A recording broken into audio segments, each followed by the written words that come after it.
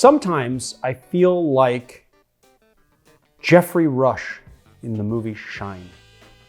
I just get like completely obsessed with the idea of a cocktail and the inspiration for a cocktail. So today I'm gonna do a cocktail called the 21st Century. It's a kind of an original re-amalgamation, redo of a cocktail called the 20th Century, and it's really not that different from a 20th Century. So all of you guys are gonna be like, that's just a 20th Century, but instead it's gonna have this instead of that, which is basically every single cocktail riff anyway. That's actually how I know a rookie when I see one, because they say, that's just this cocktail, but with this instead of that. I mean, that's what every cocktail is. But it was inspired by the movie The Bride, a movie I haven't seen. I've just seen the trailers. It's like a 1920s Bride of Frankenstein redo with Christian Bale. And the lead actress, I've never heard of her before. I think she's new. Anyway, I haven't seen the movie. It's just kind of loosely based on the style of The Bride. This is a, kind of 1920s cocktail. I gotta say, I think that this is my most proud moment. Like, I actually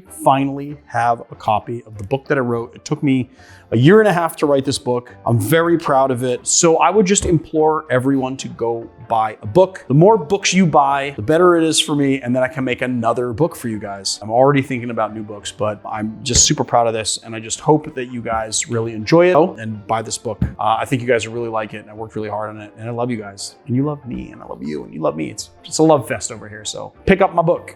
All right, so let's get into, we're not gonna do that. We're gonna make a foam first, and I'm gonna just show you how easy it is to make a foam, and then also how wonderful this foam is going to be. We're gonna make this, and then we're gonna have to let it sit for an hour, and then we'll make the cocktail, okay?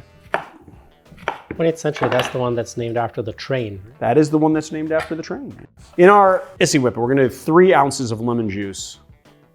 We need 4 egg whites. We are gonna do this in a separate container. 3 ounces of Lychee Liqueur. Then we're gonna do, last but certainly not least, a 1-to-1 simple syrup. We're just gonna do 1 ounce. Beautiful. So we're gonna take our N2O here. Give it a shake. All right, now let's put it in the fridge. We'll let this sit for an hour, and then we're gonna come back and make our cocktail. All right, let's get into making the cocktail. 21st Century. This is going to seem very, very, very familiar to you, okay? This is what we're gonna do here. Just gonna eyeball out a teaspoon of simple syrup, okay? Then we're gonna do, why am I doing this before? Bro, have I not learned anything in the last 10, 20 years that I've been doing this job? 3/4 of an ounce of lemon juice, 1/2 ounce white creme de cacao, or creme de coco. Is cacao and cocoa different? 1/2 ounce of Lillet, or Coco Americano if you have it. Want to add a little bit more complexity, Coco Americano has quinine, which is pretty dope. But Lillet is what I developed this with, so kind of keeping it light. And then we're gonna go 1.5 ounces of your favorite gin. I like to do the silent pool for this one. We're gonna get a large coupe glass, okay? We wanna get like a pretty high volume coupe. All right, we're in business. Give it a shake.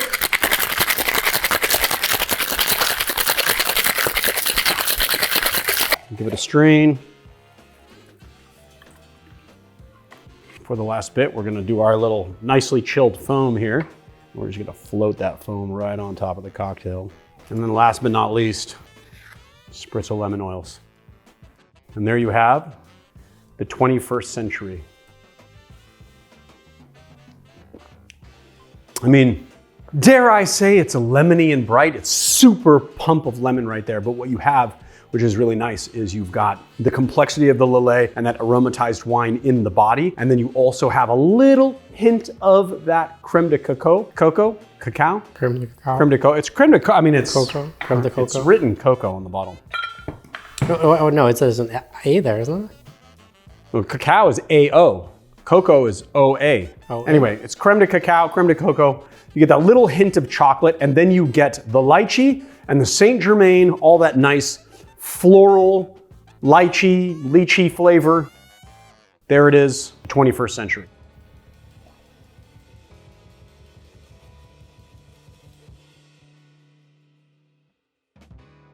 I have seen a resurgence in the Creme de Mure recipe that I put on YouTube a couple of years ago, and it got me thinking about one of my favorite cocktails from bartender Jeffrey Morgenthaler called a Bourbon Renewal. And I thought, you know, if there's a Bourbon Renewal, then we should do its rye counterpart called a Rye Revival. Now, the Bourbon Renewal, part of the backbone of that cocktail is creme de cassis, which is a black currant liqueur. But I have in the past made the Bourbon Renewal with Creme de Mure. I thought, you know, Creme de Mure is gonna go really well with like the dry spiciness of the rye whiskey. In our tin, we're gonna squeeze some lime. We're gonna do 1 full ounce of lime juice. We're gonna have 1/2 ounce of Creme de Mure. We're gonna grab simple syrup that we forgot to put on the set. And we're gonna do a scant 1/2 ounce. A lot of people have been asking me about this scant measurement. And what a scant means is that you don't need like a full 1/2 ounce. So you're just gonna go just a hair below the line so we dial it in like really well, okay? We're gonna do 1 dash of Angostura bitters, and that's 2 from the Japanese bitters dasher. And then we're gonna do 2 ounces of rye. And I got this rye actually from Bar Hill when we were in Vermont last summer. This is a distillery only release. It's a 94 proof. It is fantastic rye. If you happen to be in the Montpelier, Vermont area and you can get to the distillery, I highly recommend this. If not, use yourself a little like Old Forester is gonna be good. I mean, even like a high corn rye such as Rittenhouse would be good, but we're using this today. So we're just gonna go 2 full ounces here.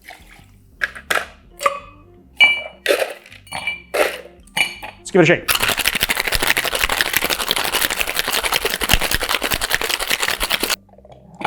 Don't ever touch the lip of your glass if you're at work. And then we're gonna give it a little strain. I think I'm gonna go with a fresh lemon today. And we'll do a 1/2 wheel. Let's give the old sippy poo.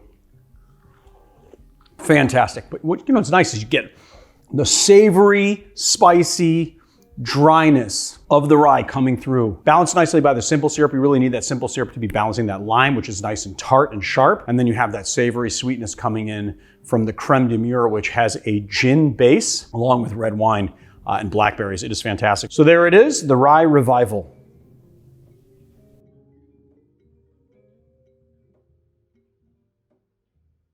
We need to do more non-alcoholic and low ABV cocktails on this channel. This is an area that we have been really deficient in and something that we have not brought you. It's just that I haven't focused on it in my career very much. We don't want to do this now because it's more trendy or less people are drinking. But the fact of the matter is that people who don't drink or people who want something low ABV should not, you know, be limited in what they should drink. And they should be able to have a cocktail that is an adult cocktail that is not basically for kids while they hang out with their friends at the bar and then still feel included. What I love about non-alcoholic cocktails is that they kind of force you to examine the reason why you're drinking. Because a lot of people feel that non-alcoholic cocktails should be cheaper, not up to the same level as their alcoholic counterparts. And the main reason for that is because they do not give you a buzz. And so a lot of people, like even without really thinking about it, are placing the value on the intoxicating characteristic of the drink as opposed to the craft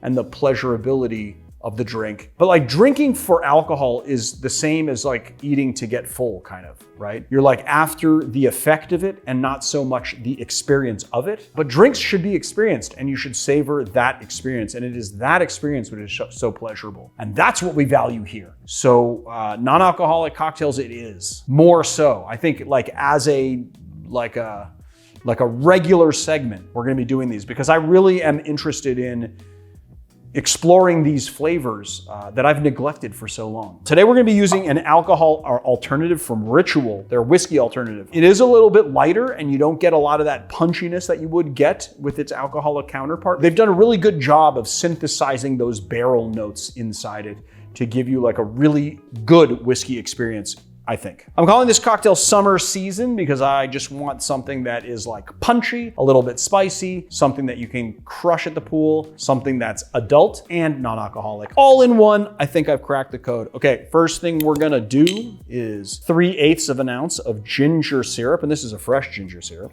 And then we're gonna do 3/8 of an ounce of cinnamon syrup. So 3/8 and 3/8 is 3/4. I should have done the juice first, like I normally do, but you know, sometimes we all make mistakes. But least expensive ingredient first, especially when you're working in a bar. 3/4 of an ounce of lime juice. We're gonna do 2 ounces of our whiskey alternative. We're gonna be doing a highball, okay? I like to use a shorter highball, so you have less effervescent components. Fill up our tin. We're gonna shake. I'm actually loving this new shaker. It's really got a nice balance to it. And it's nice and light, easy to shake. And you get some good frothing action. All right, we're gonna give it a strain. Some good aeration from this the shaking set. I like it. Now here's the deal.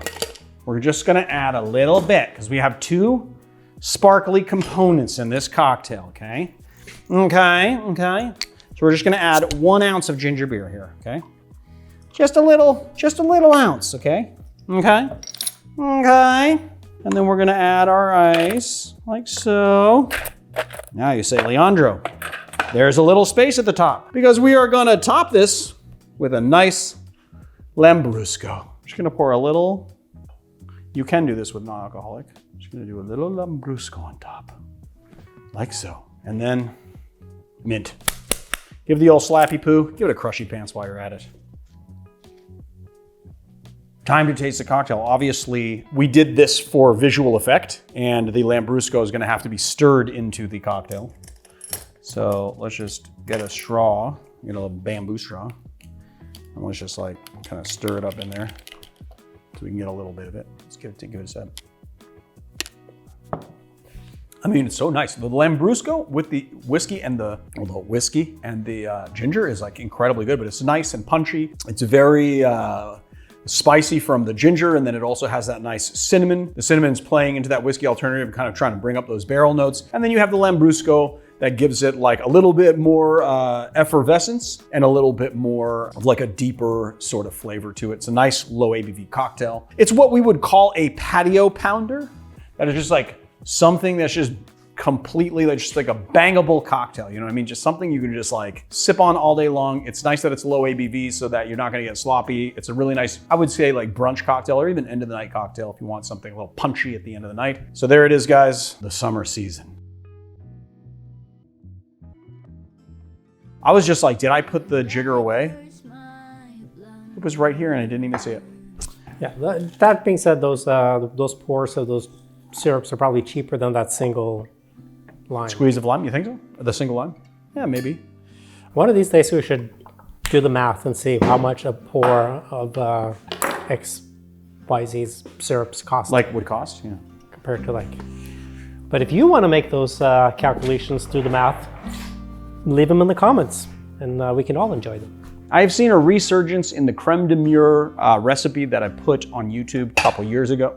I don't know why that even made a sound, but. Today's Educated Barfly video is sponsored by The Educated Barfly. I don't know if you guys know this, some of you do, some of you don't, but we've got lots of really good products in our store and we are constantly adding to those products. One of our very new additions, freeze-dried garnishes. So whereas a dehydrated garnish gives you sort of like a more tea-like caramelized scent, the freeze-dried version of that is a little bit brighter, and then all the sugars when you freeze dry it come to the surface, and so you get a very bright, fresh orange flavor. These guys have been a real big hit since we put them in the store. We get lots of orders for them. We also have a little bit of glassware. We have our now kind of iconic Nick and Nora style glass that we did in a regular and honeycomb pattern. This is a 6-ounce glass, kind of Nick and Nora style. And we have a brand new, more coupe style glass. It's 7 ounces. We also have the honeycomb pattern in this as well. So if you're a fan of the channel and you want to help us out, this is a very good way to help the channel and then also get something out of it. A lot of this is the glassware that you see in our videos, and so you'll be able to recreate the same cocktails that we make in the studio at home with the best